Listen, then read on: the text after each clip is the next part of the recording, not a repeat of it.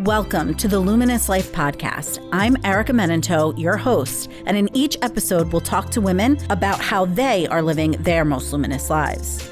We'll hear about the moments where their beauty, skin, and soul fuse together to pick them up, dust them off, and create change and impact they never thought was possible.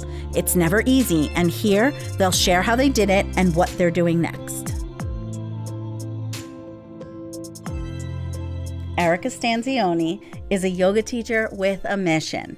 From her soulful playlists to her inspirational Instagram posts, her message is clear.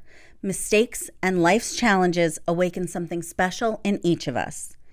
It's Erica's mission to serve others and heal her own stuff in an effort to help others heal through her yoga classes and retreats. Hi, I'm so happy you're to be here. here. So first of all, so nobody's confused, you're Erica. I sure am. I'm Erica. And I wanted everybody to get to know you a little better. I have had the great fortune of knowing you first through yoga, through taking our yoga teacher training together. And I think that's where we fell in love. Amen. Yes. And so I wanted to kind of dive into Fast and Furious. So everybody knows when you and I actually are able to carve out time on the phone, we know that we have very short windows, so we get a lot in a short amount of time. A lot of depth. Right. So we talk a lot and we talk fast. Yes. So, okay, first I want to know, you said you were an athlete as a kid. I was. All right. What does that mean? Because I was not an athlete. What does an athlete mean? I played soccer. I played track. I ran track. I played basketball. Soccer was my main sport, but I think it's really just been, I've always been sort of addicted to movement, and I was always really in tune with my body physically. But there are things that being an athlete has taught me that I've realized all these years later that were really beneficial. Teamwork, sportsmanship. There's such a discipline, I think, about being an athlete. I'm fascinated by athletes because I just have never had that mentality, and I think it's so cool. So as you got out of high school into college, were you a gym person? I was a gym person since I was 15 years old. No way. The second I discovered yoga, I quit my gym memberships and never looked back. That's crazy. How long were you doing yoga before your yoga teacher training? So right now I've been practicing 15 years. Of yoga? 15 years of yoga. No way. I didn't know. About 20. I was 20 years old in New York City when I started. Oddly enough, I got into the industry with Bikram yoga, which is so not my area now. Mm-hmm. But I was 20. I'm 35 now, and so practicing 15 years, teaching almost 6. Wow. So we did our training 6 years ago. Almost 6 years ago. Man. Like different people then. Yes. I mean, I don't even know who those women were. I know, right? I don't. Okay, so I talk about life pre-YTT and post-YTT, right? Like YTT is short for yoga teacher training. And I know that there are some people that are like, oh, you should be doing 10 years of yoga or 15 years of yoga before you do yoga teacher training. But I think everybody should do it, whether they've done it or not. I think it's such an intense self-exploration. Well, the majority of people that enter a teacher training don't actually end up teaching. They do it for that personal growth. And if it's facilitated in that way, where it allows that self-awareness and that self-confidence to grow, I think it could be really life-changing. I think it was for us. And yeah. So you talk about life's mistakes and challenges and how, they create a little grit, right? Mm-hmm. And I think that's a lot about what this podcast is all about, right? That what it takes for us to be luminous is usually a little grit, going through some hard times, and coming out on the other side. It's not always pretty going through it, but we always come out on the other side.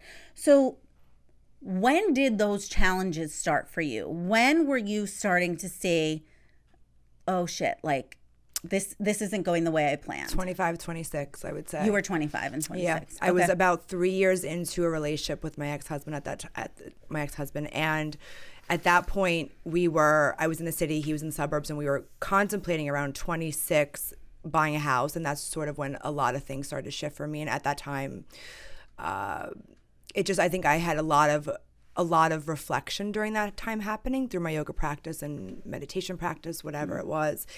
And just started realizing what I realize now is that so much of my 20s, I think I was just going through the motions of life and kind of existing, and I was numb. I was a little bit numb, I think. I always feel like I was checking boxes. Do you feel Absolutely. like you were checking boxes? Yes, and that's a big part of what I talk about now, especially a lot of my clientele, a lot of my students are young women. Yeah. And especially those ages between 25 and 35, I think are so much growth can happen. And I think what happens is we get in this mindset where I felt that pressure from society. Absolutely. Thinking back now, I should have never gotten married, but I felt that pressure, and I was just checking the boxes off. We bought the house, we had the dog, all of those things. And then one day you wake up and you're like, this is not the life that feels right for me. And I'm very grateful that I had that realization before children were involved. But yes, I think that's a tremendous part of your mid to early 30s even, is that checking boxes and like sort of figuring it out. Yeah. And I think that no matter how self-aware or evolved we are, like we can get caught up in that. Yeah. Like, as we get to our mid 20s, like, have I done all the things that I'm supposed to do, right? Or have I done? So you're in your yoga teacher training, and yoga teacher training, for people who don't know, is a deep self-exploration. Yes, you're learning how to teach poses. Well, right? I say that now in my trainings. I'm like, it's really, 40% learning how to teach asana, the poses and the breath. And yes, and I will give you the tools to make you a strong, confident teacher. But what we want to offer is that 60% is really that self-exploration. I think that's really cool. I know there's all kinds of yoga teacher trainings out there that are more like you learn how to teach the poses based, right. But life was greatly changed when you learn how to feel safe within yourself to explore and like trust what your gut says, what your meditations bring you, and that kind of stuff. And I think that's a tremendous part of my journey, and then what I'm trying to offer in my trainings as well, because I think no matter how many certifications you have and however long you've been teaching, confidence is a major part of being a successful yoga teacher, and I think just a tremendous part of both of our industries. Yeah. Right. And no matter, I mean, you're just coming out of a really different industry, which is very something different that we have to talk about. I mean, we're not finished with the other subject yet, but you're just coming out of like the legal industry. 14 years in like a traditional, very traditional 8 to 6, 8 to 5 job. Yep. And you said, I'm ready. I'm going to walk away so I could be a full-time yogi. I just left. December 7th was my last day, so 3 months. That's so crazy. And it's honestly still a little bit, I'm still in shock that I actually did it, but it did. I just got to the point where it was starting to directly contradict the work that I'm doing as a yoga teacher, and I just couldn't allow that anymore, so I had to walk away. I think that's what's one of the greatest gifts and like one of the detriments too, like when you go through yoga teacher training and you define your values, it's really hard to turn your back on them. It sure is. Because when you turn your back on them, the only person that's like accountable is you. It's crazy. Yeah. Okay, so you're mid yoga teacher training. We're just getting to know each other. You wake up and you go, okay, I hear it. It happened. I can't ignore it anymore. And what was it? That I had to leave my marriage. Yeah. And what was that like, Er? I mean, it's, I still I think about it all the time still, and it's a moment that I have no regrets. I think everything that I did at that point in my life was I had to go through the motions of it. I had to learn from it. It was incredibly painful, but there was a silver lining. Had I not gone through that very painful time, there would be no Erica Stanzione yoga. There would be no Heal Your Heart yoga retreats. I mean, I really, truly think that I had to go through all those motions because I'm trying to build a business. I'm building a business basically out of my pain and trying to show others that, there is hope after you go through tough stuff. Yeah. Yeah. And you have that ability to change. So what if I'm a skeptic and I'm like, yeah, yoga. How about if I wake up and I feel like I need to leave my marriage? Can I just go to the gym? What's the difference?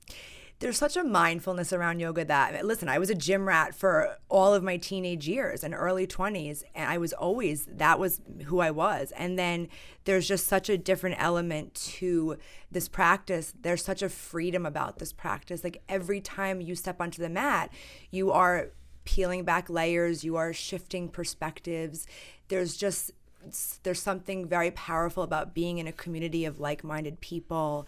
Those things you just don't receive in a gym. You just don't. And there, and of course, and the way that I structure my classes with dharmas and themes, those are all things that emotional support. It's so much more. And I say this always in class, that this is, the physical stuff is a beautiful added element, but the emotional, the spiritual support is what's life-changing about this, and has saved my life and shifted my life in endless ways. As you started to get like serious about teaching, you went from, I'm not sure if I want to be a yoga teacher. I want to do a yoga teacher training. I'm not sure if I want to be a yoga teacher, to I am a yoga teacher. Full steam ahead. Full steam ahead. And very early on in your career, you were like, let's be serious about this. I need a brand, right? Like, yeah, very early you got really serious about it. And I think that you were like early enough that it really generated some energy. I'm so grateful to you and Shanna for that. Oh my gosh. I think I'm very grateful the way I think, it's just how I operate. I've always had that just crazy hustle in me. It's just how I was raised. It's just the energy in New York is a tremendous part of who I am. And I've always been working in New York for 14 years. So I did. I just, once I graduated YTT, and I knew how deeply in love I was with this process and of serving others and watching people truly just shine and see how empowered they felt after class. I rolled with it. I just dove headfirst into this journey. And you started a website and an Instagram stat. I did. And you've developed quite a following. Thank you. Can you talk a little bit about that? Because I struggle to post every day. It's hard. I know it's hard. Business owners who struggle to post every day. And I'm not going to sugarcoat it. It is just social media alone is like a part-time job. It sure is. I think that, I have fun with it. I do enjoy it because it is something that I'm in love with. I do feel like, especially after I left my corporate job, my creative side has definitely, I'm kind of pumping that muscle a little bit more, and I do feel like content is coming a little bit easier to me now that the corporate side of my mind, I think, is off and it's just creative. That's interesting. Yeah. But I think social media is definitely, it's not easy, and I don't feel creative and inspired every moment of every day, but I think I do honestly, and I say this a lot, a big part of my inspiration comes from New York City. There's an energy in that city that no matter where I travel in this world, it will never compare to New York, and I think that's a big part of where I get that hustle from, and that just these ideas of content to post. But I have fun with it though. I do. I'm glad. I mean, one of the things I'm glad you're having fun with it, because some days I really struggle with it, and I'm like, oh my goodness, I don't know. Yeah, I will say this though. I forgot to mention this. The part that I struggle with, and I still struggle with, and I know we've talked about this, is that vulnerability. A few years ago when I really started posting on social media. Well, it was I could tell you the exact moment. I got back from Bali, which was a retreat that I was on as a student 3 years ago, actually this month. And I got back from that retreat, and that's when I went full steam ahead with actual Instagram and social media. And it was really hard for me, and I shared this with you, that I felt it was to put yourself out there so vulnerably, and I mean, share personal things, post photos of yourself often, which to me still to this day, it might appear that it looks comfortable. It's not comfortable. I feel you. It's not comfortable. It's vulnerability in itself. Right, because I know every single thing that I post, I know I'm being judged by someone, and that's hard to put out. So I feel like that this is like a really good time to bring up the fact that when you start to generate a little energy, whether it's in followers or whether you develop a brand that you're sort of like known for, it can get a lot of attention, and you can get some haterade. I hate to say it like that, but there can be some like negative feedback about it. I know I experience it. I think you experience it. I think when we take ourselves really seriously about our messages that we want to put out in the world, we're willing to take pictures of ourselves, even though they're uncomfortable. We're willing to share things about ourselves, even though it's uncomfortable. And that could be met a little negatively. Have you felt any of that? Very much so, and it's something that I also struggle with behind the scenes because it's been hurtful. And I'm on the word like hater that you mentioned. Like it's something that I'm feeling, just feeling this energy recently, like that I'm in the throes of that. More recently, and it's something that's really disheartening for me because I just find it really hurtful. I think there's plenty of business to go around. I think everyone has the opportunity to invite in abundance, and I don't understand why there has to be such competition, especially in this industry. I just don't think it's necessary. I want to be really honest with you here. I want you to be really honest with me. Do you really feel that there is enough business to go around? I do. I think everyone offers a different product. Yeah. Yes. There's a yoga teacher for everyone. There is. And I think part of being a successful yoga teacher is really finding what your thing is. And I do believe that you have to find one thing and just crush that one thing. I don't think yoga teachers can teach 4 different styles of yoga, or I think you have to find one thing and do a really, really good job at it. For me, the emotional thing is absolutely my passion, my heart and soul, and that's what I always try to put out in my classes. I do think there's enough to go around. I feel like, you know, we had a lash mentor here today, and we have teachers in and out of here all the time, and I find that the more successful the teacher, so whether it be a yoga teacher or whether it be a makeup teacher or whatever, the more the teacher's aware to stay in their lane. And for real, there is enough business to go around, and for real, there is no reason to put other people down. How do you deal? It's hurtful. It's talk? Really hurtful. It is, right? Yeah. I'm not gonna lie. It's something that I'm. This is very new to me. The amount that I'm receiving kind of right now, and the reality is this: if there's things in life that you want to be doing, and if if you're hating on someone else for doing certain things, the reality is put your head down, do the work, and then offer it yourself. But people don't want to make the sacrifices, and that's what it comes down to. If you want something in life and you work hard enough for it, you can do it. But people want to sometimes not make the sacrifices and do the work, and then hate on others for people that are doing it. Or I think a newcomer is sometimes scary, right? Like a teacher that looks like it happened overnight, and maybe they didn't see that you've got 15 years of practice and have been working on your brand for 3 years and all that kind of stuff. I think it's also it could be just because I think there's such a misconception that, even though I've only been teaching for 6 years and practicing for 15, my intensity in the past 6 years, I mean, I've already studied to India, traveled to India, like the intensity that Your focus. On a weekly basis, I'm practicing in New York City with like 4 maybe world-renowned teachers. I mean, You're really living intense. this. You're really living this. Thank you. I am trying. I try. I am. So then I need to ask you, for real, right? In those darker moments, right? Whether it's the I need to leave my marriage moments, or divorce is really hard moments, or I'm feeling a lot of negative energy directed towards me, do you really go to your mat? Oh my God, yes. All right. My God. What do you do when you go there? I mean, I just sometimes just sit. Sometimes I'm just in child's pose. It's not even always a practice. It's just breathing sometimes. It really is. And I think as I've gotten more recently too, my schedule has gotten a little bit more chaotic now.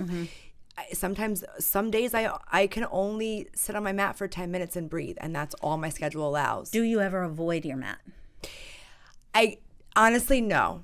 Okay. I'm grateful that even if I know shit's gonna come up on that mat and tears are gonna flow and I'm gonna sweat and I'm gonna get uncomfortable, I still get on it. I want to be like you when I grow up. Because sometimes I always say to people, like, I'll roll out my mat the night before, and then the morning of, I wake up, I look at it, I step over it, I step around it. Sometimes and that's the normal. truth on the mat that's so is normal. And the truth, dare I say, the truth is fucking hard. Yeah, it really is. It's fucking hard. But I still wouldn't choose anything else. This is all really impressive to me because, for you and I, when we communicate mostly through text. When the phone rings, I think we both make a real effort to pick up because of that course. means We know our a real are crazy. conversation's gonna go down. And I have seen you through some dark times, as you've, witnessed me through some dark times. And to see all these years later, because now it's 5 years since our training. Okay, so it's 5 years since our training. Most of us in our training, 5 years later, who's really on the mat every day? Who's really still practicing? Who's really doing it? And to see that you're not just doing it, you're living it, you're leading it by example is super, super inspiring to me. I'm so grateful. Thank you, Erica. And your emails, if you're not on Erica's emails list, you have to get on her email list because her emails are so honest and so vulnerable. But I will always ask you, Erica, what aren't you talking about? What's in your heart that maybe you're not talking about that's building that next layer of grit, which will lead to luminosity, which will lead to all this healing? What aren't you talking about? A good question, a tough question. And as you know, I'm always very vulnerable. I think a tremendous part of being a teacher, a yoga teacher, is showing your students how vulnerable you are. Because when we're able to show that and share that, it allows your students just to feel, to open up a safe space, a sacred space. So I think that question, it's interesting because I feel very grateful that I'm connected to many women, obviously in the yoga industry. My clientele on my retreats is predominantly all women. And what I think is coming up a lot recently is I do surround myself with a lot of really powerful, strong, independent women. And I think what's not being said maybe, or I'm not sharing yet on social media is despite how successful these women are, a lot of women, myself included at times, are lonely. And I think it's really hard to find. I think when you get to a certain level in your life where you are so self-aware and so confident and you are not willing to take any bullshit, it's hard to find a partner that isn't intimidated by that. And I'm just being totally honest. I've had men say that to me, and I've had men say that to them as well. This work is not. It's hard to really find a partner that understands when you get to that.